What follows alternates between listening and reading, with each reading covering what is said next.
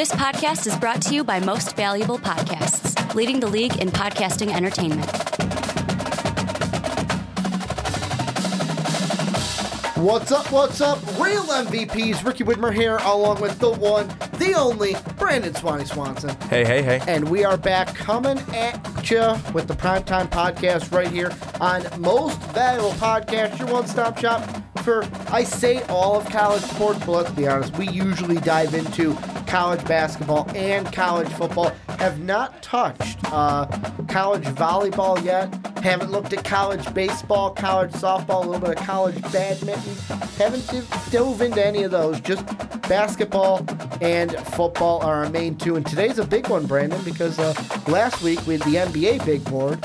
And this week we got another big board, this time on the foosball side of things. I'm going to be big boarded out. I'm going to be big boarded out. Brandon's like, I'm going to be big boarded out. When's our next? I'm actually going to look at that right now. Pull up our schedule. Our next big board after this one will be NFL. We don't have one until February 4th, so we get a lengthy time off with that. Our next NBA big board is the end of December. So end of December, and then with that one, we get 2 months off because the third one for that one is at the end of February. So it's usually 2 back-to-back, and then we get that break for each one. So this one, NFL, how we do it is, if you're new, we go 1 through 25. We start with 25 through 16, kind of talk about some things there. Go 16, what would that be? Then 15 through 6, talk about some things there. Then we go with our top 5. Before we get into everything, though, quick housekeeping. Make sure to check out patreon.com/mostvaluablepodcast. That's where you can help support us. Make sure that we can do everything that we love doing for you guys each and every week, and we would not be able to without the help of our patrons, so we thank them each and every podcast. Also, make sure to get yourself an MVP t-shirt. Another way to help support us, that is either in our shop down below in the description or at mostvaluablepodcast.com, where you can catch MVP each and every day. And then last but not least, please go over to iTunes and Apple Podcasts. I only do it for the Primetime Podcast. I don't do it for Rick and Johnny. I don't do it for the Onside Kick. Do you think we got any new rates this week, Brandon? I'm going to go with no again. Let's see. For the Primetime Podcast, I'm going to pull it up right here. Oh, we did. We did. We got a new one. Is it good or bad? This one is from... This would be Tutu Boyvier. These guys are awesome. Gave us a 5-star rating. He said, these guys do a great job talking basketball and football. It's hard to find good college basketball coverage, but these guys are awesome. Loving the NBA big boards with a basketball emoji. So you can tell he did it on the phone. So thank you to Tutu Boy. So it's Tutu, like Tutu, boy, and then Vier. Would that Boyvier? Boyvier? Is that how you... Tutu Boyvier. That's basically how I'm going to say it. And basically, thank you for... That was from Wednesday that he did that. So right Very after nice. we put out our NBA Big Board #1. Thank you for that rating. And you can rate the Primetime Podcast too on Apple Podcasts and iTunes. But Brandon, let's go ahead and just dive right into this big board. It's been about, let's say, 4 minutes of me rambling on, and people are like, guys, get to the big board. We want to know who's there and who you're going to talk about. So what we'll do is 25 through 16. I'll have you start with 25. Give us your first section of your NFL Big Board 2.0. Ricky, I'd be happy to. So to start things off, at 25, I've got the wide receiver from Buffalo, Anthony Johnson. At 24, Raekwon Davis, the defensive lineman from Alabama. At 23, Ja'Kai Polite, Ja'Kai. Ja'Kai Polite. Yeah, I got that right. The linebacker from Florida. At number 22, Brian Burns, the linebacker / defensive end from Florida State. At 21, Jeffrey Simmons, the defensive tackle from Mississippi State. At number 20, Devin Bush, the linebacker from Michigan. At 19, Julian Love, the cornerback from Notre Dame. At 18, Deontay Thompson, the safety from Alabama. At 17, the wide receiver from Ole Miss, A.J. Brown. And at 16, David Montgomery, the running back from Iowa State. Well, and then we'll dive right into mine at number 25, N'Keal Harry, the wide receiver from Herm Edwards, Arizona State Sun Devils. Then number 24, Noah Fant, the tight end from the Iowa Hawkeyes. He's actually fully declared, I believe, said he's going to the NFL draft, not staying with the Iowa Hawkeyes. Then I got Brian Burns, the edge rusher out of Florida State. Then Montez Sweat, one of my big fallers this time around, the defensive end from Mississippi State. Then Deontay Thompson, the safety from Alabama, Roll Tide. Then a guy that might not like Thompson too much, and that is Derek Brown, the defensive tackle from the Auburn War Eagle Tigers. Then at number 19, Julian Love, the cornerback from the playoff-bound Notre Dame Fighting Irish. Then at 18, Jeffrey Simmons, defensive tackle and teammate to Montez Sweat at Mississippi State. Then at 17, my most loved name in this year's NFL draft, Marquise Hollywood Brown, the wide receiver from Oklahoma. He is also playoff-bound, and then also playoff-bound as well. The first Clemson Tiger on my big board, Christian Wilkins, the defensive tackle, like I've already said, from the Clemson Tigers. And Brandon, the first thing I want to hit in this first part of our big board was, number one is the wide receivers, because a lot of these wide receivers have fallen for us within this range. There's no wide receiver that's going to be like that number one, number two, that Amari Cooper type, that Justin Blackmon, when we were putting those guys in like the top 5, the top 10. A lot of these wide receivers are 16 through 25. The ones that I have, obviously, Hollywood Brown, N'Keal Harry. You went with Anthony Johnson, A.J. Brown in yours. What is your thought right now, after the regular season is over, before we enter bowl season, about this wide receiver group? Because this might be one where we see guys, I'm going to compare it to like a DJ Moore, where it's like, could they be bottom of the first round guys? Yes, but I wouldn't be surprised if only one of them go in the bottom of the first round and the rest are like early day 2 guys for round number 2.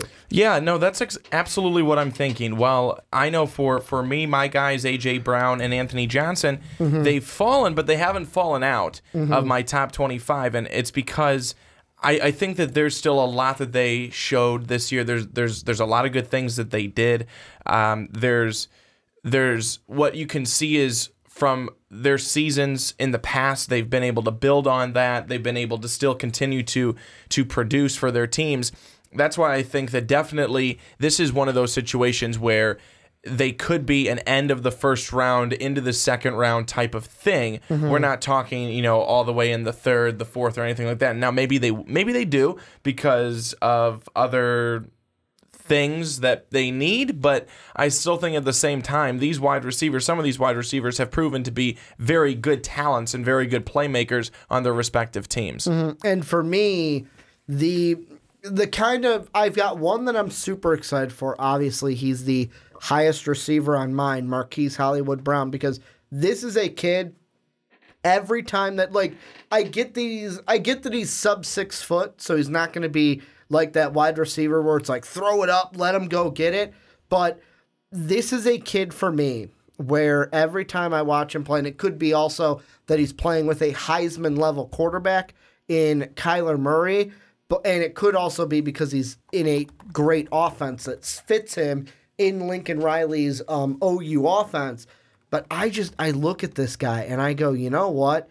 He's a guy that's got the acceleration, the burst, the speed, where it's basically like fly routes. If he can outrun the corner, he is going to outrun that corner and get you a huge gain. If you got a quarterback that can huck it and chuck it in the NFL, he's going to go ahead and go get it. The guy that I'm questioning is the guy that's number one for the wide receivers out of you, and that's A.J. Brown. Not necessarily of a like, oh, can he be at the next level? Because I think he can. The thing I think that kind of puts a negative on A.J. Brown to me, and this is also like some of the other guys that I like, because all of this is who you like, who you don't like too.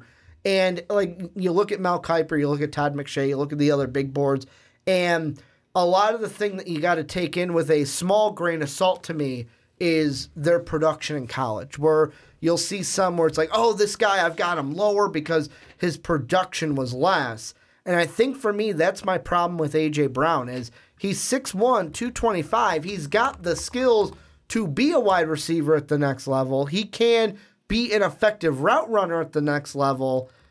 But should his production this year, I'm going to say mainly because Ole Miss wasn't that great of a team and he didn't have Shea Patterson throwing to him this year, should we look at that with just like a little grain of salt, or should that be like, you know what? We're going to take that into consideration this year for why he's lower than many of us had him before the season started. Well, in 2017, Ricky, he had 75 catches for over 1,200 yards and 11 touchdowns. Mm-hmm. In 2018, he upped his catch total to 85. He upped his receiving yards total to over 1,300. The only place he lowered was in touchdowns with 6, and his average per catch. Mm-hmm. It was 16.7 in 17, 15.5 in 18. A.J. Brown has still been a quality talent. Mm-hmm. A.J. Brown, without him over there, Ole Miss is worse than 5 and 7. Mm-hmm. And no, I think that if you look at it, you say if Shea Patterson's there, this guy had a chance for 100 catches, 1,500 yards. Maybe come close to the 11 touchdowns again. Mm-hmm. This is a good player. This is a guy who went up in a lot of categories this year. He's someone who I think certainly will be one of the best wide receivers looked at in this upcoming draft. And there's always teams that need wide receivers. The Jets would be one of them. They have nothing. A.J. Brown, I think, could be a perfect fit for a team. Tough receiver, plays hard, can go up and really point the football. I think that he's a guy who will not be going away. Mm-hmm. I don't think. And I know for me, and I pulled up the other stats for the other two wide receivers as well with the Harry and Hollywood Brown. Most of them they're first off all over 1,000-yard receivers.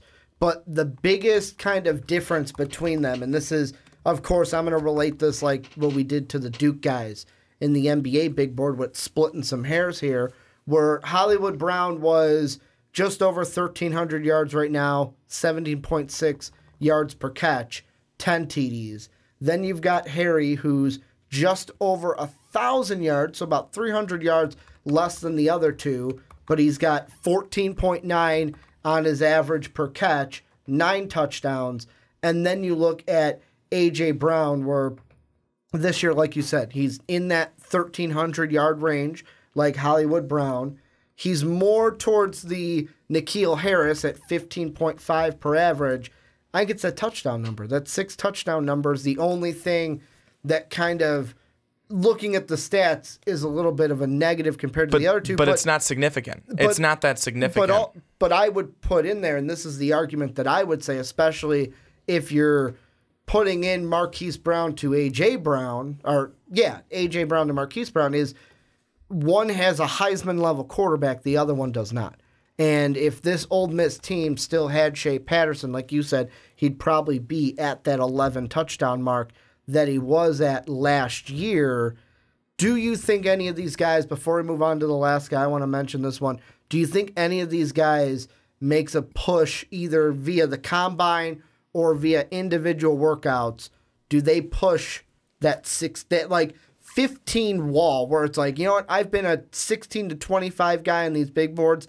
I'm pushing it through, and I'm a top 15 guy on the big board. Just out of any of the wide receivers? Any of the 4 that we talked about. And you can even throw in Anthony Johnson, which would be the 4. Well, I think that probably any of the wide receivers that we mentioned could possibly make that push, mm-hmm. because we have them on our big board for a reason at this point. And in this point, during now getting to be the off season for some of the players, a lot of the players, and they don't play bowl games.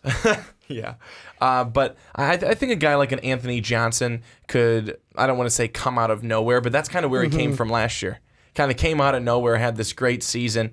Tried to follow it up again this year. The things were a bit lower. He didn't have quite the same season as he did last season, but I think there's still a lot of good talent with this player of Anthony Johnson, and I know that you obviously are huge on your Hollywood Brown guy. So it could be a lot of hype, but I'll be honest, I love him. I think that what do we see a lot of the times, Ricky, when we get to the combine? There's always that one or two players that they weren't even getting a ton of hype. They weren't doing this, they weren't doing that, and then all of a sudden, boom! Rocket. They just they come out of nowhere. They have great workouts. They get along and speak well with the different coaches and all the other people that are there. I think that you just have to be on your. We just have to be on our toes for whoever that person's going to be. Here's a guy I want to move into is from offense to defense, Devin Bush. Linebacker, Michigan. He's a guy who's 5'11", 233. The reason why I want to bring him up, because it looks like both you and I, both you and I are kind of tempering expectations right now, where I have him obviously in my top 15 somewhere. You have him in this range at 20. The main reason why I wanted to talk about him, though, and this is bringing in Mel Kiper a little bit into this discussion, is do you know exactly did you look at all where Mel Kiper had Devin Bush ranked on his latest big board? No, I have no idea. Number 7. To me, right now, like I said, we're tempering expectations a little bit. Devin Bush is a guy who is right now, I believe, right now, he's listed as a playmaker. He's a guy that can get all over the field. This year, 79 tackles, 5 sacks. I'll ask you this, is where we're right now, the tempering expectations, the right spot for Bush, or should we be buying in on him like it seems like Mel? Because there's always that one guy, let's be honest. There's always that one guy where one of us falls in love with him, and on our personal big board, you look at it and go, I don't know, Ricky. That guy might be a little bit too high, but I fall in love with him. You have guys that are the same. Is this a situation where we're kind of underrating Devin Bush, or is Mel Kiper just falling in love with Devin Bush, and that's why he's a top 10 talent in his big board? So where I'm at right now on him is Devin Bush is a guy who plays with a great level of energy, great toughness. The guy hits hard. If you get hit by him, for you and I, it's going to be tough to get up. And I think that's a huge thing. He's just got great physical power. But I think this is also an area where Mel Kiper has just fallen in love with him. And I say that because you look at his stats from last year to this year. His tackles significantly down. He had a total tackles up near 100 last year. This year, around 70. He was down in tackles for a loss, down in sacks. Again, not by huge numbers. Tackles down in passes defended. Of course, that doesn't mean that you're bad. I mean, like we were just talking with A.J. Brown. He was down. He was up in yards, up in catches, down in touchdowns. But I'm still saying he's not a bad player. And I'm not certainly saying that Devin Bush is a bad player, but I also feel as though there are other guys that we'll get to later on our big board here that are better talents than he is, which is why I've got him at this point and at this level in my big board. I just think that maybe there's something else that Mel Kiper has watched that maybe I haven't, that you haven't, that don't quite have him at that point yet. Maybe he's seeing something else, or maybe again it's one of those guys like you and I are with certain players, like everyone is with certain players, that you just go, love this guy. He's staying here, and then you put him at a pretty generous spot to begin with, and then you move him up the draft board from there, or the top 25 big board from there. So that could possibly be one of those situations, but I'm not sure. Only time will tell. I got a question for you. Sure. I'm going to do a little blind resume with you. Oh, I hate you. They're both Michigan players. That's your hint. So, number 1, I'm only giving you a year. So, number 1 was also a linebacker. had 46 solo tackles, 20 assisted tackles, 66 tackles overall. Say this again. Say this again. 46 solo tackles, 20 assisted tackles, 66 tackles overall. 13 tackles for loss, 3 sacks. Player 2. They're both juniors, by the way. 41 solo tackles, 25 assisted tackles, 66 tackles overall. He had 4.5 sacks, 8.5 tackles for loss. Do you want to know who the 2 players were? Second one's Devin Bush. Devin Bush. And what were the tackles for a loss on the first player? Tackles for loss, 13. I'm going with the first player. The first player, Jabril Peppers. Yeah. And that is, when I look at the size of Devin Bush, maybe it's the Michigan thing that plays into it. I right now see a Jabril Peppers type of player where, think about where Jabril Peppers was drafted to. He wasn't a guy that was top of the draft. He was a later first-round pick. That's what I see right now. Now, as I dissect the film during this draft process, we see the combine, we see personal workouts. Things may change, but right now, that is what I see. A guy who's 5'11".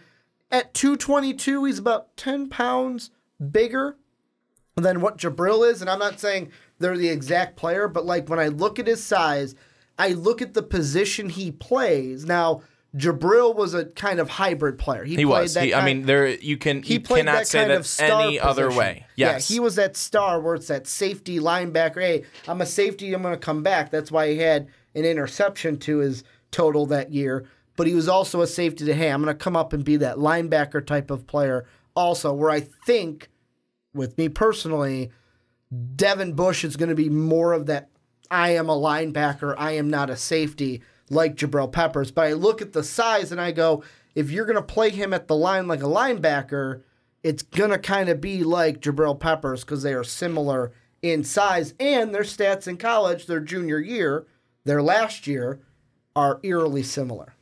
You're right. And really the only thing where you see that Devin Bush has gone down this year is his assisted tackles. He was only down 3 solo tackles, but I guess you just want to see him be in on more plays. That's what I'm saying. Not on the field, but be in more plays in terms of what's happening in the action around the ball where you can be there. I'm not talking go into the secondary and get the guy there, but that's what I'm saying. That's where I'm just not quite as sold as a guy like Mel Kiper is, or clearly even as high as you might be on him in terms of this big board. But there is room to possibly still get up there. There's guys that we haven't even talked about that there's room to get into the big board. It's all about also now what is happening from here on out and what happens in the bowl games that I just love. What happens in the offseason, what happens at the combine, what happens with all of that.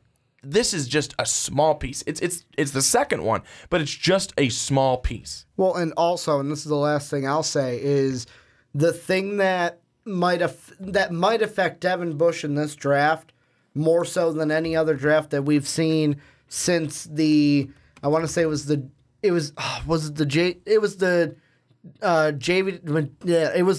draft is what I'm thinking of. Because this draft class is so defensively heavy, we are going to, if you're looking for a linebacker, you're going to say, all right, do we go with Devin Bush? Do we go with Josh Allen? Do we go with the Devin White?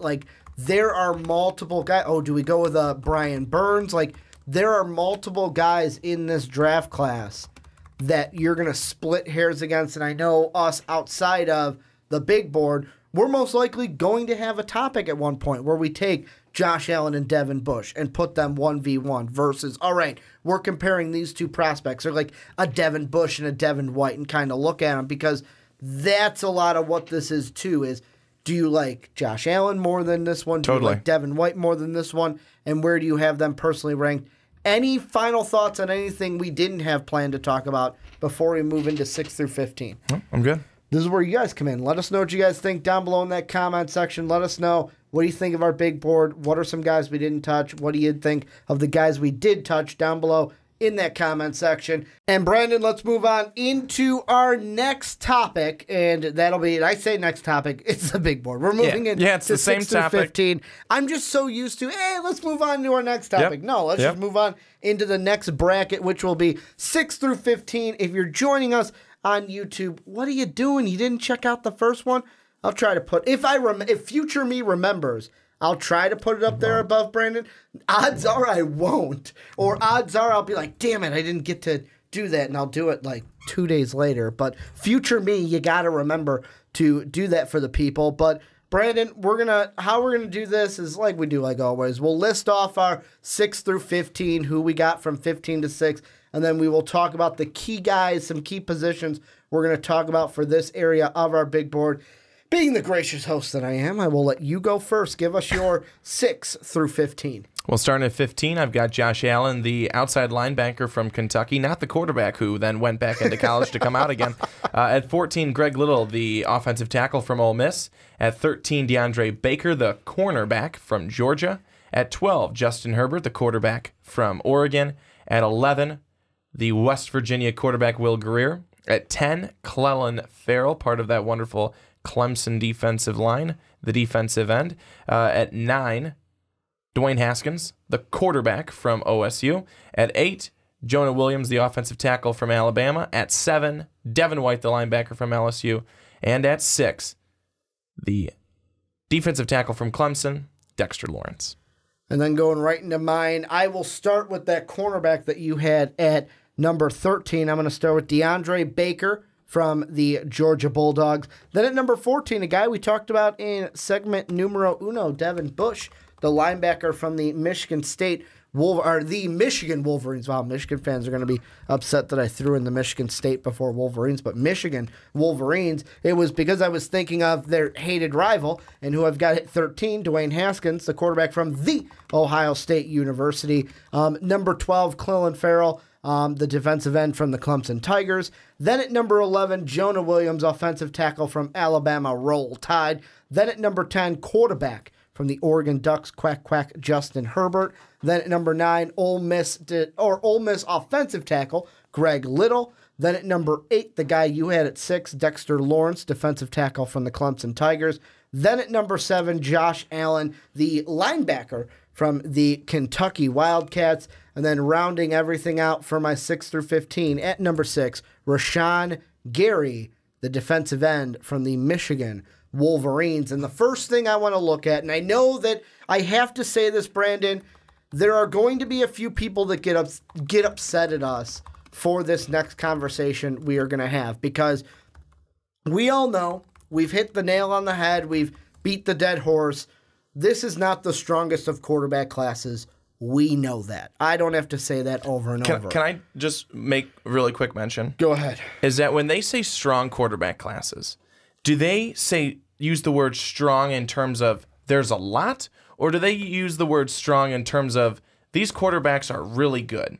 Because if you look at the quarterback class from this last year, it was going to be a strong quarterback class. I'm unimpressed.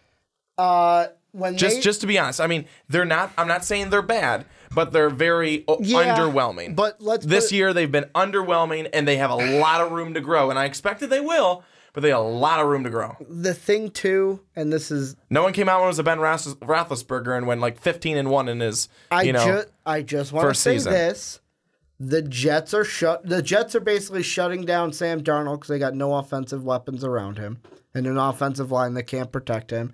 The Arizona Cardinals baby Josh Rosen. Oh, we're down by 14. Let's run the ball, Josh.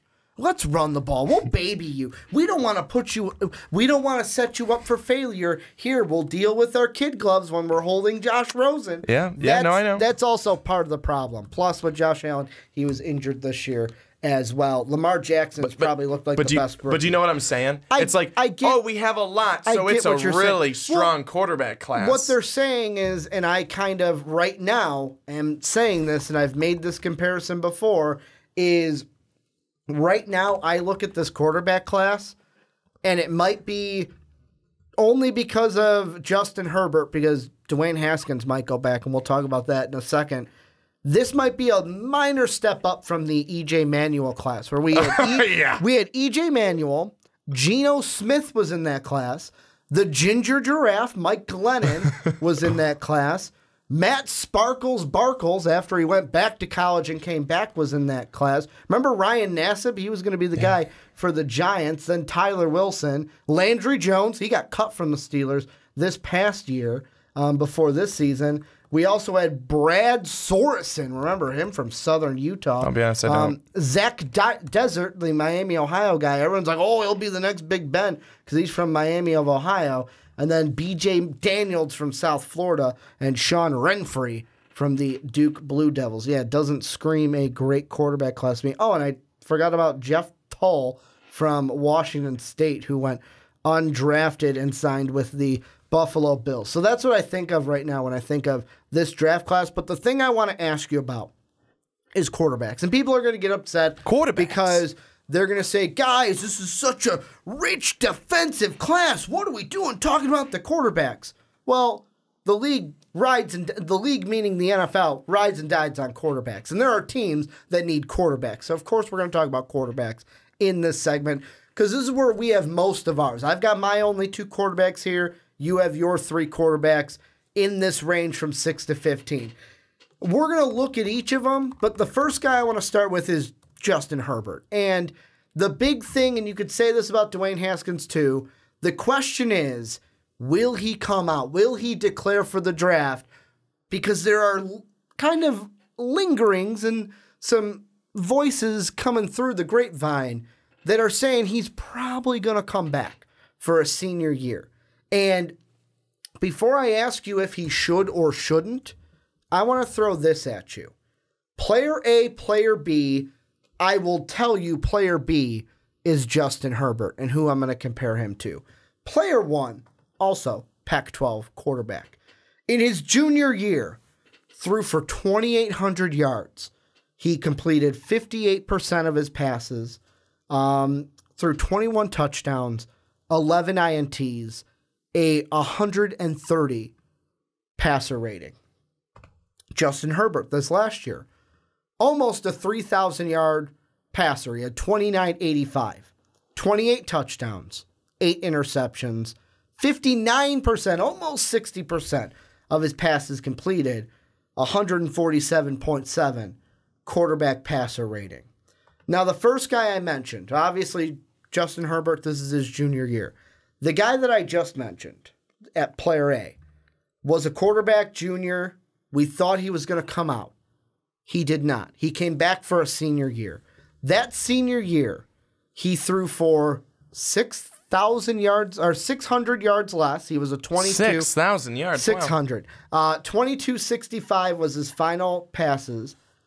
He had 3% knocked off of his completion percentage. He was a 55 completion passer, 17 touchdowns, 9 interceptions, 124% passer rating in the same amount of games, 12. That quarterback, if you guys at home want to play, pause it, put it in the comment section who you think it is. I'll wait. Jake Locker. That's who it was. It was Jake Locker. The guy who if he would have came out junior year, would have been a lot higher than he was his senior year. And that was also because I believe, if my memory is serving me right, and I will check this while you are talking, that the 2010 quarterback class was stronger than the 2009 quarterback class. With that comparison being made, I'm going to ask you this. In your heart of hearts, should Justin Herbert declare for the draft this year or stay at Oregon for a senior year? Well, here's what I really think is that I'll just go right ahead and say it. I think he should stay for a senior year.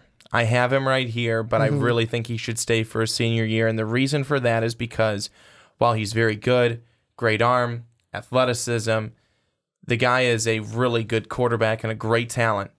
He is still so raw.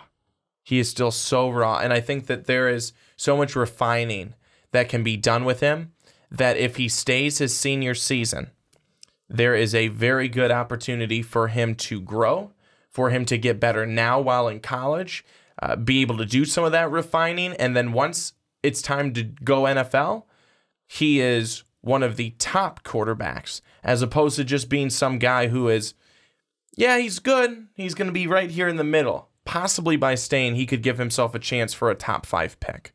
Mm-hmm. And I'll be completely honest, I mixed up the draft classes. So his draft class was the 2011. Yep, 2011 was when he was drafted. First off, by the way, before the comment section calls me an idiot. They will anyways, just continue. So remember how I said I remember the 2009 draft class being a weak quarterback class? Do you want to know the first 3 quarterbacks off the board? Yeah, sure. Matthew Stafford, number 1. Mark Sanchez at number 5. Josh Freeman at 17. Coming out of college, those were 3 good quarterbacks. Josh Freeman didn't pan out. Mark Sanchez was pretty good with the Jets before he fumbled his career away. And Matthew Stafford is still a starter for the Detroit Lions. But 2010 would have been the year. So 2010 would have been the year Jake Locker came out. That class included, now just list off the top 5 drafted. Sam Bradford was number 1. Jake Locker wasn't going to touch Sam Bradford. However, guess who went number 2 in terms of quarterbacks? To the Denver Broncos. Timmy Tebow. Tim Tebow. You're telling me Jake Locker would have been drafted before Tim Tebow? I think he would have. We also saw Jimmy Clausen was in that draft class. Colt McCoy was in that draft class. You have to also remember you're a Tim Tebow hater. Yeah, but I think that Jake Locker can throw the ball better than Tim Tebow. Tim Tebow's throwing mechanics were horrible, let's be honest. But the guy scored touchdowns. Yeah, he was a gamer and he was a winner. He found ways to score touchdowns. We get it. He was a gamer. And like I said, Tim Tebow hater. He's a better baseball player than he is a football player. But here's the draft class he came out with. He did pretty well, though, when he was in the NFL. How did Jake Locker do? Jake Locker, here's the thing. How did Jake Locker do when he was in the NFL? Did not do well. Thank you. And that's Tim Tebow won a playoff game. He won a playoff game. No, but it goes back to what did Jake Locker do? He did 0 things. Here's the thing. And I mean, with Jake Locker, it's a little different because the only one that he had to compete with, like Cam Newton was the number 1 pick in the class that he came out.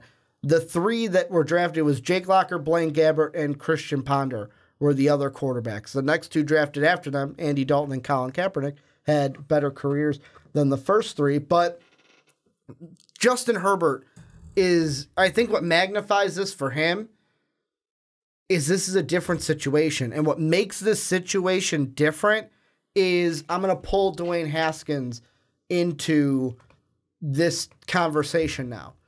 Dwayne Haskins is a sophomore but can technically declare for this draft because he's been in college for 3 years or out of high school for 3 years. Let's say Dwayne Haskins, after 1 year of being a starter, says, no, I'm going to come back. That makes Justin Herbert's decision then, to me, even harder. Because what do you want to do? Do you want to then come out, clearly be the number 1 quarterback, get drafted to a team like, let's be honest, to the Giants or the Jaguars? Those are the top 2 quarterback-needy teams unless someone else trades up in the draft, and then be able to work with NFL coaches to develop yourself? Or do you want to come back and then put yourself in the running? Because let's be honest, if Dwayne Haskins comes back to college, Justin Herbert, to me, would then be the 3rd best quarterback in 2020. Because this is how it would go. Tua Tagovailoa, Dwayne Haskins after another year, Justin Herbert. That's how the order would go as we would start the quarterback rankings for 2020. And I think we'd be looking at 3 very good quarterbacks. And Justin Herbert would be right up there with the other 2. And I know that some people will say, well, Tua and Dwayne have really put themselves up there in a 1-2 category of their own, with everyone else kind of falling way behind them. But I don't think Justin Herbert is falling way behind them. I think that what Herbert did throughout this season, and I think that with what he has done just in coming from where he was to now this year, it's an incredible step in the right direction, a big leap, honestly, in the right direction. And he does have so many skills. He doesn't, I don't even necessarily think that he doesn't probably need to throw it as much as guys like Dwayne Haskins have thrown it this year. for Ohio State, where I feel like Dwayne Haskins was throwing it 60 times a game for a couple of times there. Justin Herbert and the Oregon team, I feel like have maybe a little bit better balance than what Ohio State has. You can correct me if I'm wrong in the comment section. I know you will. But I just there's some really good things here with Justin Herbert and what he is able to do. But I also do believe that a year back in college could help him to, like I said before, help him to refine some of his things that he needs to work on. With number one of those still with me, and I said this on the big board the first time, is that he probably needs to do a better job of decision making. He needs to do a better job of, when he goes through his progressions, not always falling on that first guy and not panicking. If you if you have to continue to go through your progressions and look at option 2, option 3, and not then taking a sack or throwing an interception. I'm going to ask you this, and this is kind of, it didn't work like this for Jake Locker, who I brought in, where Jake Locker, if he would have came out after junior year, let's just say he goes to Denver, which was already had a playoff roster, already had a overall roster that made the playoffs with Team Tebow, I think would have made the playoffs with Jake Locker, instead of going to Tennessee, who was a higher pick, didn't have that great of a roster at the time, was a definitely different team than we have right now in Tennessee. Should that play into the decision as well? Where Justin Herbert, let's say he goes to the Giants or the Jaguars this year, which, let's be honest, if he falls on that Jaguars team, that'd be a match made in heaven because he's way better than Blake Bortles. Even that Giants team is not a bad team. They've got pieces there. They've got playmakers. They have got a lot of playmakers. Or would it behoove him to say, hey, I will come back because I don't care if I'm behind Tua and Dwayne, because even if I'm the third best quarterback and I go in the first round, I'm going to a playoff team. However, the catch-22 then is, yeah, you go to a playoff team, but what if it's like a Patriots situation where it's like, oh, if I would have went to the Jaguars or Giants, I'd be starting right now, but now I got to wait for this veteran either to get hurt or retire. Would you be upset to play behind Tom Brady and learn from Tom Brady? Well, if he was going to be willing to teach you anything. Exactly. I would, if I was Justin Herbert, and I know that the college decision, it's also like the thing we got to think about with colleges, it's just like the fans, there's a connection. So like there might be a connection to where, hey, I want to win a Pac-12 title. I want to get to the playoff with this Oregon team. I think we can do it. I'm going to come back for that. He could be thinking that. But me, without that connection, I would come out this year because I would want to start in the NFL as quick as possible. And when you've got quotes like this from Mel Kiper where Herbert is the guy in this draft class, you could take that however you want. The air quotes were italicized, the guy. I don't know if that's Mel Kiper saying he is the guy. I don't know if that's Mel Kiper saying, well, yeah, he's the guy because this draft class is weak at quarterback. But I, in every sense, would say, hey, I'm going to go and I'm going to be a higher pick this year and maximize everything than coming back to school. But if he came back to school, I wouldn't chastise him for it, if that makes any sense. No, I completely agree. I think that it's all about, at the end of the day, as it is for everybody, what do you want to do? What do you believe is going to be best for you, your future, your career, and being able to make the most money for you and have the most success? And there are guys who, before they wouldn't come out because they didn't want to go to the Cleveland Browns, or they didn't want to go to this team, or they didn't want to go to that team. So, okay, I'll stay. Because I am not going to afford my career to be ruined by going to the Cleveland Browns. And that was a time before.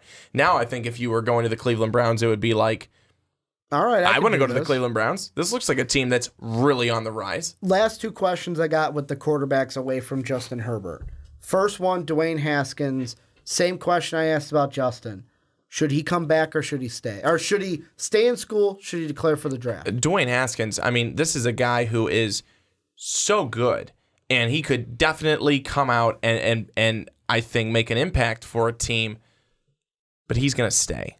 And this is why I think so, is because I think that he saw what Ohio State did this year, where they went from on their high horse, top of the perch, to lose to Purdue, to everything's over, to, as usual, beat Michigan, everything's back on board, to win Big Ten championship game and be just steps away from possibly being in the playoff. He wants to take his team to a playoff.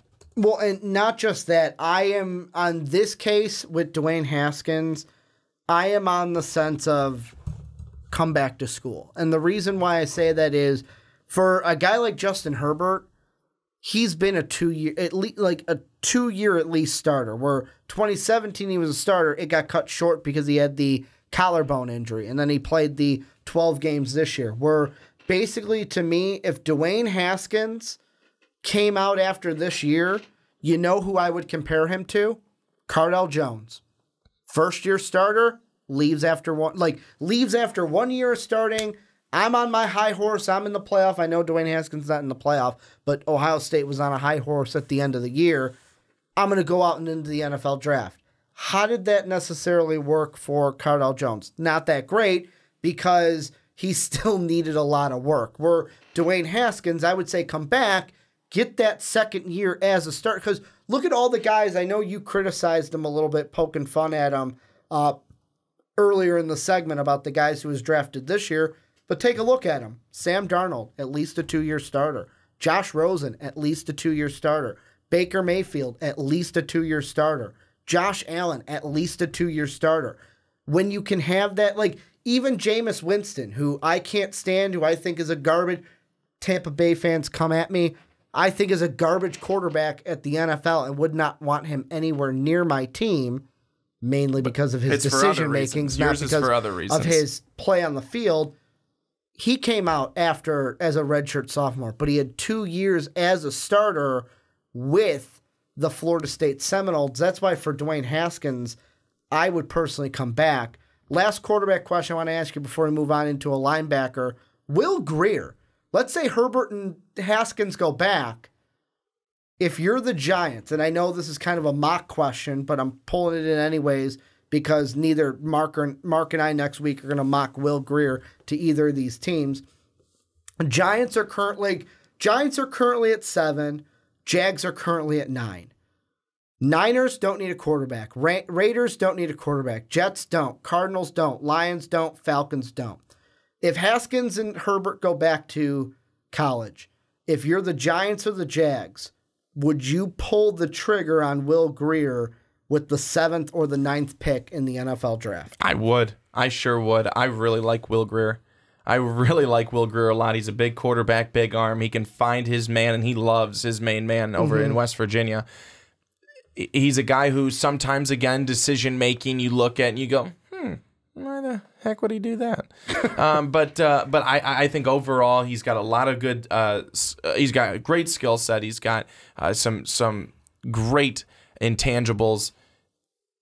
I'm a big fan, and I know that someone might say, and it's a fair point, a fair question. How would he fare in a system that is not hell-bent on passing all the time?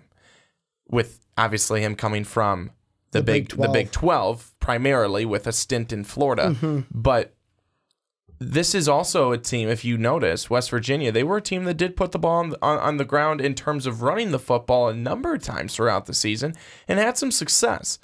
Obviously, they threw the football more almost all the time, but with the ball in his hands, the guy is lethal. For the Giants, you're looking for someone who can get the ball to Odell Beckham, who can get the ball down the field, who's not afraid to take those shots. Will Grier is not afraid to take a shot, and he's got the arm to do it. For Jacksonville, they would be excited to have a guy who can hold the ball in his hands, at this point, because it's just been just been so bad. Cody Kessler won them a game, man. It was only 6-0, but Cody Kessler won them a game at the quarterback position. No, he didn't. The defense won them that game, and the referee helped them at the end of the game. Andrew Luck, his first shutout as starting quarterback of the Colts. But I think that overall, this would be a guy who, if I'm the Jags, if I am the Giants, I am saying please come to us, because truly, I think that there's a lot to like with Will Grier. Again, big guy, big quarterback. Big guy. And someone who definitely has a strong arm and good accuracy when throwing to his guys. That could be a match made in heaven if he went to the New York Giants, and if he was one of the only options for this year. If, like you said, if it's a scenario where these other two quarterbacks go back into college, they stay in school, and Grier is out, that would not. I wouldn't even feel like you're taking the leftovers. I would feel like you're getting a winner, and you're getting a guy who you might go after anyways. Here's what I think before we get into the defensive side is right now, and this is before I've dissected and kind of looked at these guys and kind of Ron Jaworski'd it, locked myself in a room and just kind of had my eyes open like this and just watched film after film after film. Right now, I think he's, to me, a second round. He's an early second round guy. Like, if I was the Giants, pass on him at 7, I'll get him early in the second round. Or he's a Lamar Miller type of guy. And when I say that, falls all the way until that, like, late 20s, early 30s, I'll trade up and get that option on him. I'll trade up, get that 5th-year option, and draft him in the first round. That may change, though, as I dissect these players, look at more film. I'm just going off of what I've seen this year because the decision for the Giants, let's say Herbert and Haskins go bye-bye and go back to college. The decision for these quarterback-needy teams at the top, mainly the Giants and the Jags, will be this then. For me, semi-reach on a Will Grier, because you're right. He's got all like the arm strength. He's got the pocket presence. He's got the mobility. He's got all the tools that I like. The main thing that I think, which is his biggest con, is that his mechanics aren't the greatest. So for me, you're going to draft him and you're really going to work on him. He's not going to be a guy that steps in and is phenomenal. He's not like a Sam Darnold where we're like, he is pro ready, he's going to step in, and he's going to be fine.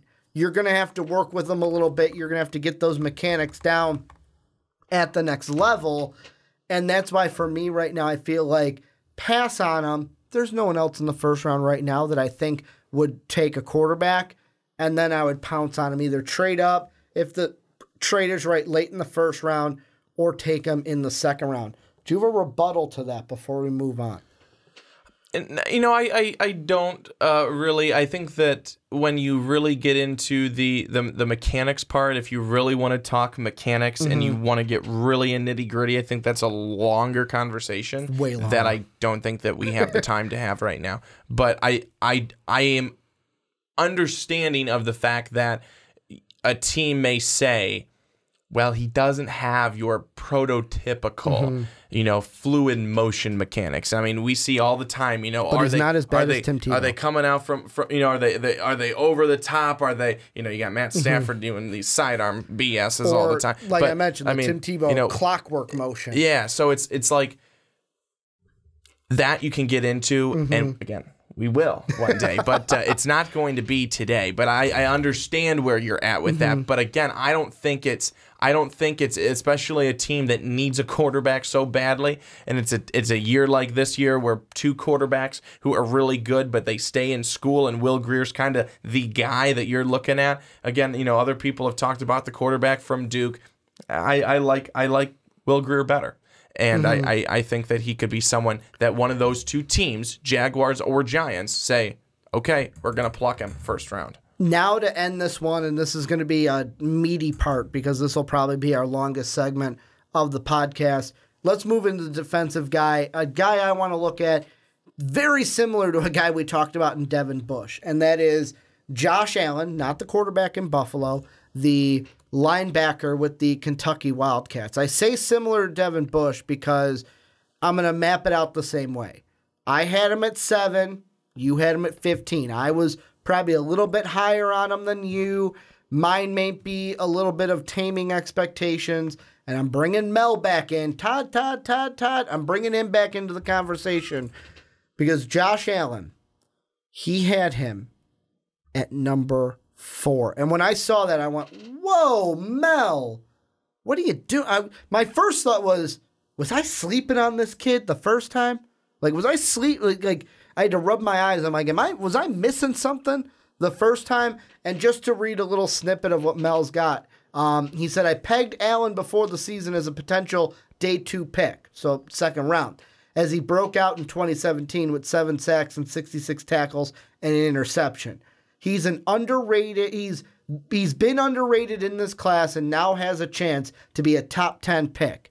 What are your thoughts on Josh Allen coming into this draft class and kind of projecting how high do you think he will rise? Because I feel like this is the beginning of the rise for Josh Allen, and if he does it right, it's just going to go up and up and up by the time we get to draft day. Yeah, it is the beginning of the rise for Josh Allen. I really like Josh Allen. I think that he is a great player. I mean, if you just look at one stat alone on Josh Allen from this last year, it's 14 freaking sacks.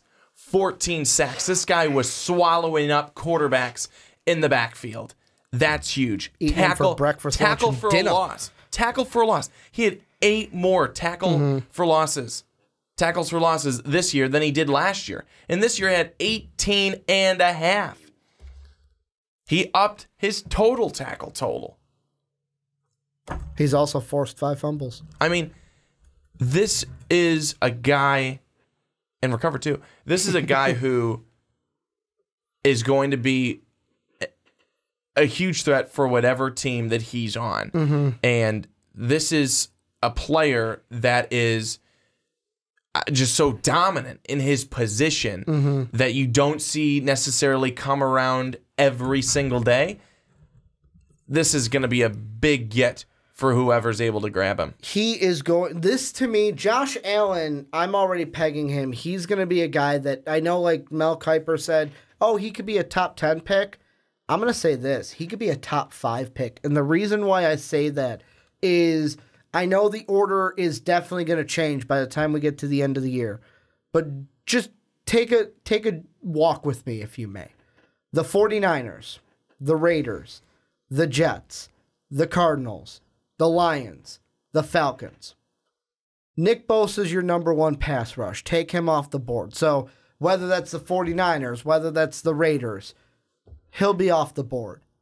Any of those other teams, from the Raiders to the Falcons right now, if they look at that, and I know the Raiders are one of them because John Gruden trades away Khalil Mack, but then week 1 of the season says they would have won if they had a pass rush, which blows my mind.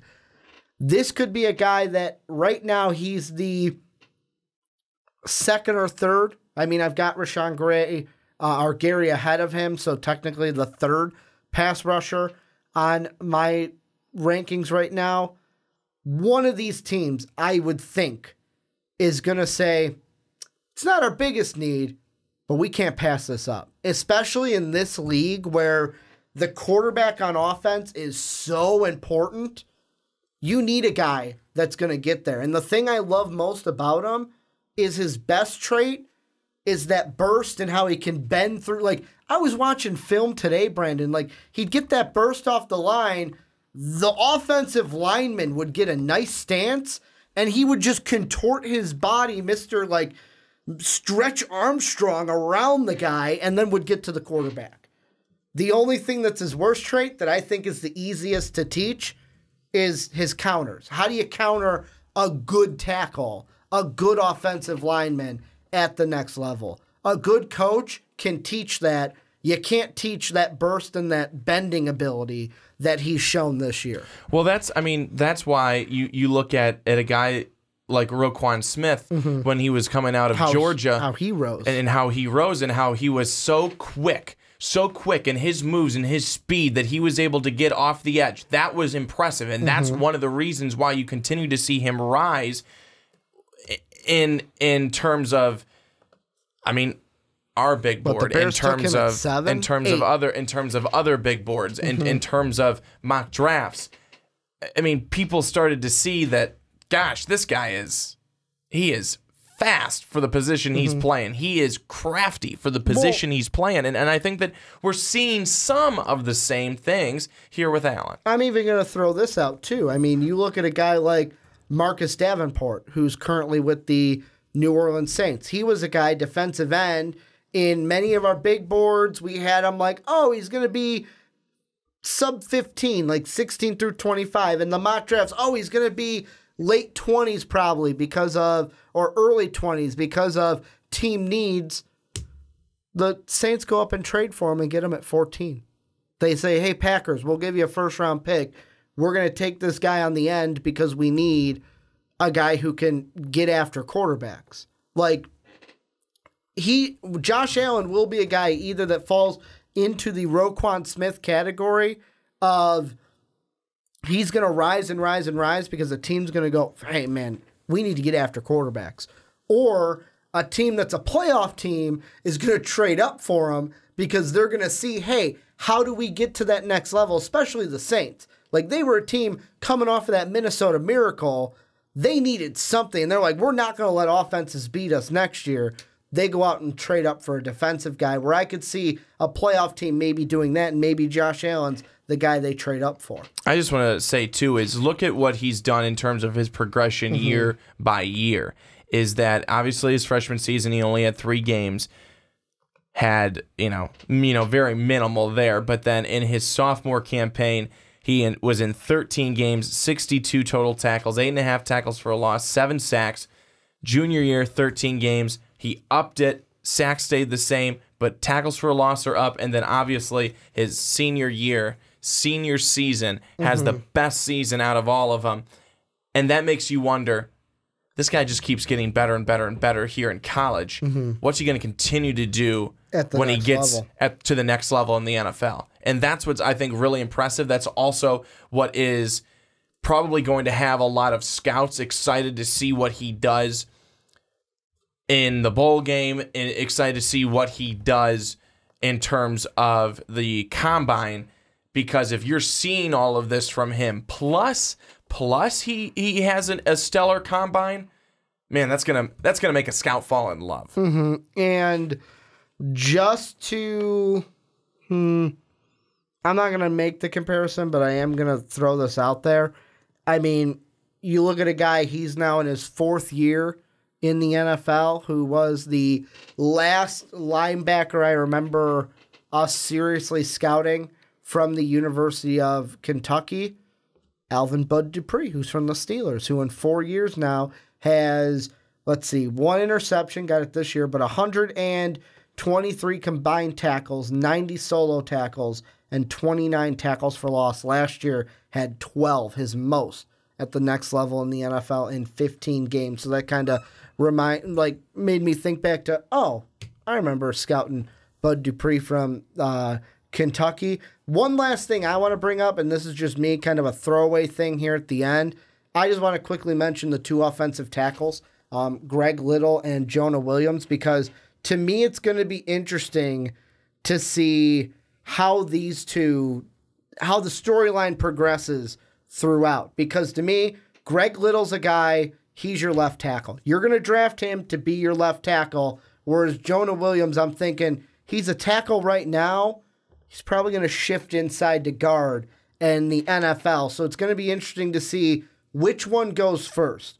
I have Greg Little right now ranked a little bit above Williams only because that left tackle, that blindside tackle, is so crucial, especially when you got all these pass rushers coming at you. So that's why I have Greg Little a little bit higher, but it'll be interesting to see as the process goes along if these guys interchange. Do some teams go, no, we're going to take Williams because we're going to play him at tackle, or will he slide into guard? I just wanted to throw that quickly out there before we move into 1 through 5. But this is where you guys come in. Let us know what you guys think. This was a lengthy segment, but like I said, this will probably be our longest segment of the big board. Let us know what you think about these quarterbacks. Let us know what you think about Josh Allen down below in that comment section. But Brandon, let's close out the podcast, giving our 1 through 5 for our big board. If you've been chugging along on podcast services around the world, thank you. That was a really long middle segment, and this will be probably a shorter one as there's less guys to talk about. I mean, there's 10, and now, 5 people for this one, so less to pick from us. If you're on YouTube, make sure to go check out the other 2, the first 2 segments from our big board. And Brandon, before we get into the exact prospects we're going to look at for this third and final segment, I will start with you because I am a gracious host and a gentleman. What's your 1 through 5 for our big board? At number 5, Rashawn Gary, the defensive end from Michigan. At number 4, Greedy Williams, the cornerback from LSU. At 3, the defensive tackle from Houston, who will only fight his coach when it's cold outside and he's got a big puffy jacket on, Ed Oliver. At number 2, Quinnen Williams, the defensive tackle from Alabama. And at number 1, Nick Bosa, defensive end from the Ohio State. Yeah, man. When it's cold, you got to have that jacket. It's real cold. And I like how there's people, really to me that didn't, don't come at me. I'm sarcastic when I say that.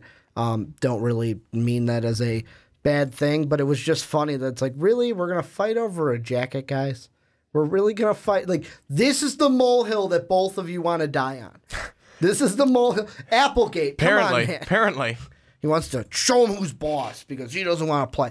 But my top 5, Ed Oliver, the guy we were just talking about, at number 5, defensive tackle for the Houston Cougars. Then at number 4, Devin White, linebacker from the LSU Tigers. Then at number 3, Quinnen Williams, the defensive tackle from Alabama Roll Tide. Then at number 2, Greedy Williams, the cornerback from LSU.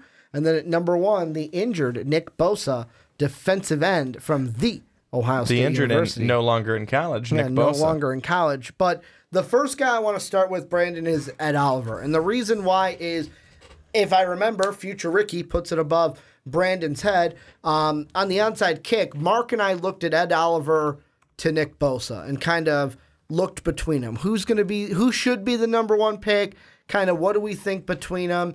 And Mark put out an interesting conversation, one that has started to catch some steam moving forward, and that's the fact that because of the weight of Ed Oliver, because most sites list him at 290, 292, there's much more, like Mel Kiper said, he's closer to 275 than the 290 plus in which he is listed. Many people are saying they don't know if he's going to be able to play inside because if he's 6'3", 275, that's not big enough to play defensive tackle in the NFL. And then on top of it, people go, well, if he plays outside, he doesn't have the pass rush moves that you need to live on the outside. So with me, I have him drop. He dropped from yours because he was number 2 last time we did it. Even in Mel Kiper, he is now the number 8 prospect on Mel Kiper's big board. I want to ask you, are we all overreacting to this one thing, or is there kind of some fuel to this fire why Ed Oliver is dropping on most big boards? You know what? I think that probably big boards in general are just overreactions up or down for the entire thing. It's whatever you like better. Exactly. So that's what I'd say. It's probably just a bit of an overreaction. I think if you take that away, you still have a guy who's got some really good first step quickness, a guy who can get out of his break and get out of his block really well, really quick, and get to the quarterback, wrap up a running back for a loss. He's a guy in college who's been, if you look at his seasons, just very consistent. Didn't go high up or high down when you're looking season to season.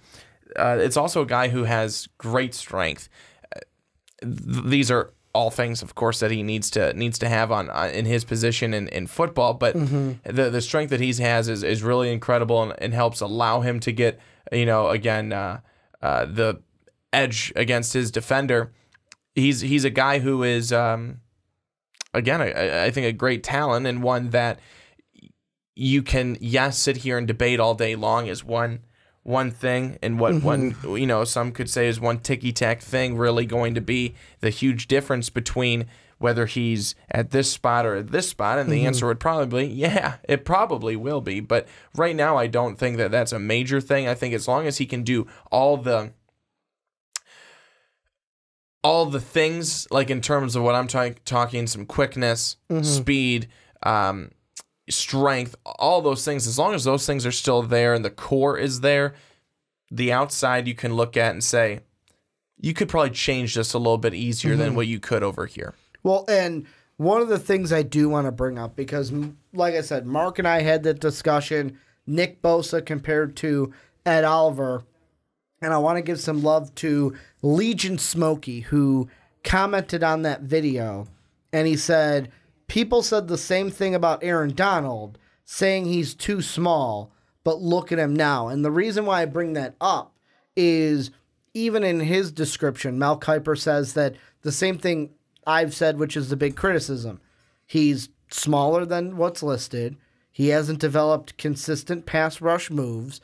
And the next line is, that's why I have always said the comparison to Aaron Donald was unfair.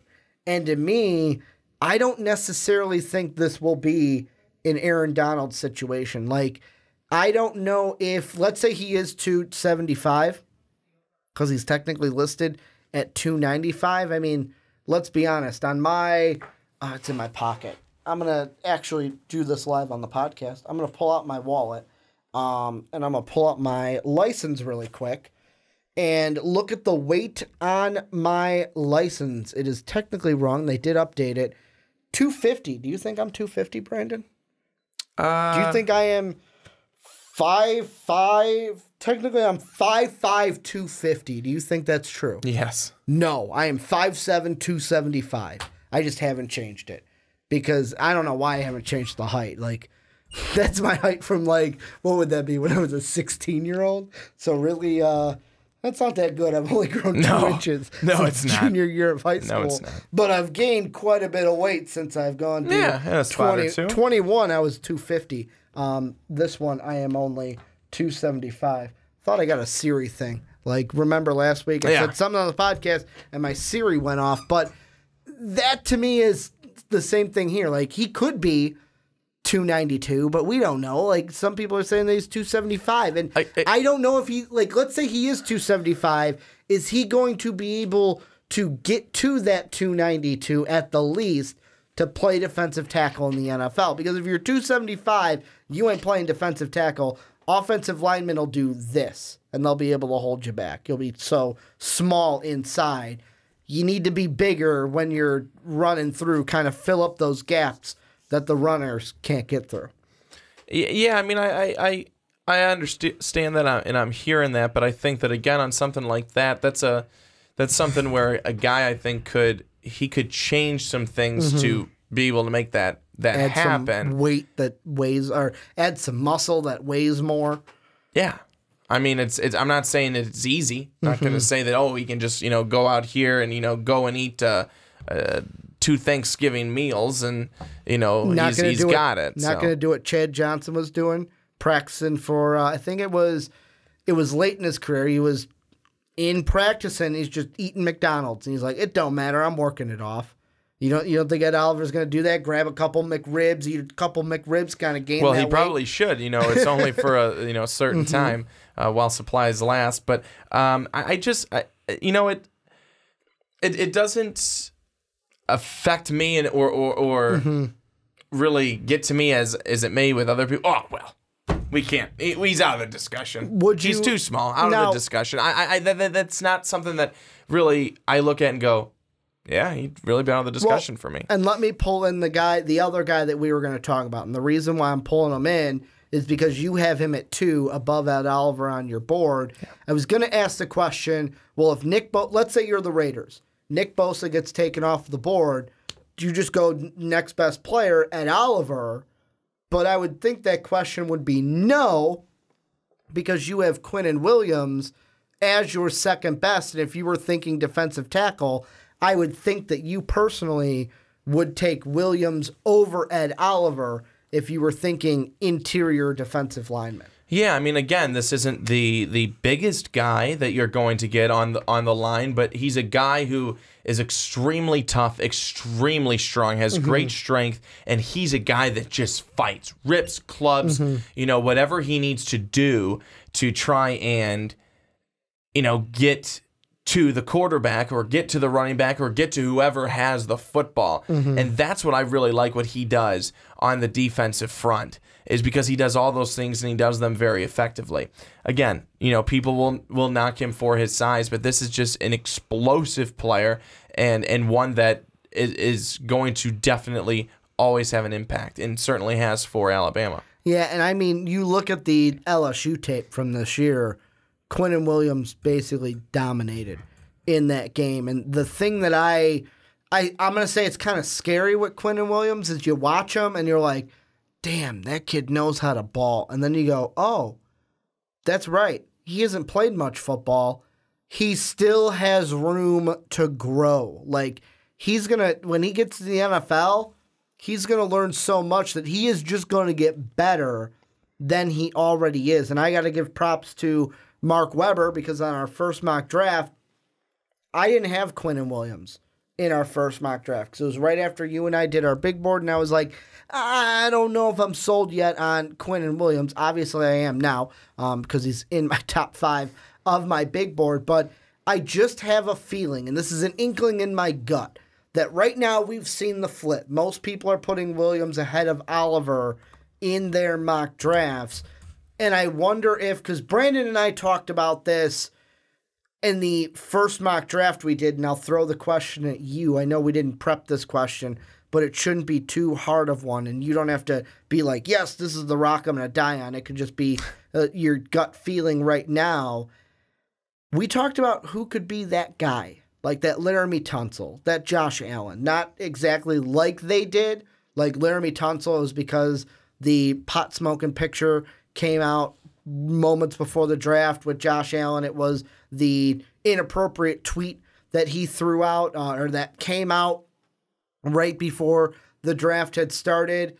And I look at it, and not because of those reasons, because of the reasons that we've talked about on this podcast, I have a feeling that Ed Oliver is going to be the guy whose stock drops by the time we get to draft. We're started out up here, and then as we get through the process, just goes down and down. I'm not saying he's going to fall out of the first round, but it could be something where, oh, wow, he was the second best prospect and went 10th overall. Or it could be, wow, he was the second best prospect, went 12th overall, 13th overall. I feel like he's the one. I'm not saying he's going to go that low, but he will be the guy that we look at and go, man, when this whole draft process started, we were really high on him. And now look at where he's drafted. With you, do you think that's going to be Ed Oliver, or is there a different guy you look at and you go, you know what? This might be a guy that has some droppability to him by the time we get to draft night. Are you talking in players in general, or are you talking in general? Just well for me already was the fact that who did I not have in my big board this time around that I did last time? That was a running back, and that was from Alabama, Damian Harris. And it's the fact that throughout the last games, a couple of games since we did the last big board, he wasn't being used as much. He wasn't even the leading rusher by Alabama in the Georgia game. No, it was Jacobs. Yeah, Jacobs. And the reason that I have him out is because you can't help sometimes how a team is using you. When he's getting in there, he's certainly doing what he can. But I also think that when you're saying those two things, when he's getting in there, doing what he can, it's like, I'm not saying he's a bad player by any means, and I still think that that's a guy who someone could stretch for and get him end of round 1 or in a round 2, possibly. But, and I know that people are probably saying, whoa, this guy needs to get off of his bowl that he's smoking. But I think Damian Harris was a guy that I looked at coming in with the big board to start as someone who could have been, maybe, certainly for me, he was like a middle to late big board choice. Definitely has dropped out of mine there, but in a more general sense, this is how we do it all the time. This is why these first couple of big boards, I'm glad you're watching, but they're useless because they change so much and so often by the time we get to the final big day of draft day in April. And it's because this happens, that happens. Oh, this guy gets hurt. Oh, this guy has a great combine. Oh, this guy who was way up here sucked at the combine. I mean, that is just it in a nutshell, though. There's so much more to go, and this is just the first glimmer. And that's why, for me, and this is a general thing, I love the draft process because the thing I love to do, and I wish I wouldn't have been so stupid to do it. So this is what we're actually going to do next year is starting with this year. I'm going to save these big boards. So like we can look back years down the line and be like, man, remember when we had this guy so high number 1 and then look at how it ended. And then you can see kind of, all right, this was my first big board. How much has it changed through? Because you and I do 5 of them. We're on 2. We've got 3 more left. We do, let me pull it up the exact, because there's a kind of method to our madness here where you and I kind of do it where it's February 4th, which I believe, if I'm not mistaken, that is that one, or either March 4th is around combine time. So here's what it is. February 4th is the one that happens after the championship game. So it's like the whole college season is over. What did we see different in the bowl games or in the month that, or the 2 months we haven't done a big board? Then the March 4th one is, all right, we've seen the combine. We've seen some personal workouts. What can we get from that? And then honestly, our April 1st one is, all right, drafts in a month or drafts in less than a month. Brandon, what's our final one? This is like the one that we're locking into, where obviously there's more mock drafts, but like that's our kind of big board. And it's same for the NBA. Like, oh, here's non-conference, here's conference play, here's the end of the season, here's the end of the tournament, and then here's NBA Combine, where you can kind of see how everything plays out a little bit. But like Ed Oliver, it's not going to be, to me, if he does fall, it's not going to be because of something off the field. Like, I don't want people thinking, he's just mad because he's on Applegate's side. Like, Applegate, Ricky's a guy that thought that he should have given the jacket to Coach Applegate. No, I'm not like that. Like, whatever. Like, no, just take the just take the coat off. My first thought, I'll be honest, was like, all right, are we gonna blow this up? Is this gonna be a thing? Is this gonna be a thing? Yeah, I know. Ed Oliver can't work with coaches. Don't even draft him. He can't work. He is not the player. He's a cancer in the locker room, guys. Cancer in the locker room. Like, that's what I thought in my head. I'm like, oh, we're going to blow this up so bad. Like, ESPN, it's all going to be Ed Oliver this, Ed Oliver that. Luckily, it wasn't. Because I think they probably saw that, wow, that was a boring story, and LeBron probably did something that night that they needed to cover. Wow, Applegate was kind of an asshole there. There's that, too. But, I mean, Ed Oliver, he's going to drop because of, like, on my big board, I like Greedy Williams better. I like Quinnen Williams better. I like Devin White better. Like, this draft is so defensively heavy that at the top, it's like, if you like Williams, the cornerback, all right, he's going to be ahead of him. All right, like, let's say Josh Allen, a guy we talked about, rises even higher. Well, if he jumps above Ed Oliver, obviously Ed Oliver's going down because somebody else has taken that spot. And because you look at it, because it is so defensively heavy, teams are so much more able to nitpick. Be nitpicky and say, this guy's footwork is better than this guy's. This guy is quicker, off his break than this guy. It's all about supply and demand. That is totally it. And we're not talking about a quarterback heavy draft class. We are talking, like you said, very much defensive heavy draft class, and that is so good for so many teams who need these defensive players, and it's also good for these defensive guys who are coming out, because there's going to be a lot of stock being put into them and a lot of money going into their bank account. Here is the last thing I'm going to throw at you, Brandon. Any final things you want to talk about before we end this one? I'm good. This is where you guys come in. Let us know what you guys think down below in that comment section. What do you think about Ed Oliver? What do you think about Quinnen Williams? I know this was mostly an Ed Oliver subject with a little bit of Quinnen Williams kind of dazzled on there, kind of sprinkled on top of this Ed Oliver cake. But let us know what you guys think of that. What do you think of our whole big board? Let us know. You can hit us up on Twitter or in the comments down below. Make sure to also check us out on Patreon. That's where you can help support us so that we can bring you more of this draft coverage each and every week. You can also make sure to get yourself an MVP t-shirt. That helps support us as well. Store down below in the description. MostValuablePodcast.com is also where you can get it and catch MVP each and every day. And then last but not least, be like Tutu Boyvier. He gave us a rate and review on Wednesday. I want to thank him for the 5-star rating. Make sure to go rate and review the podcast on iTunes and Apple Podcasts. Want to thank you guys for listening on podcast services around the world. Want to thank you guys for watching on YouTube. And as always, have a good day, everybody.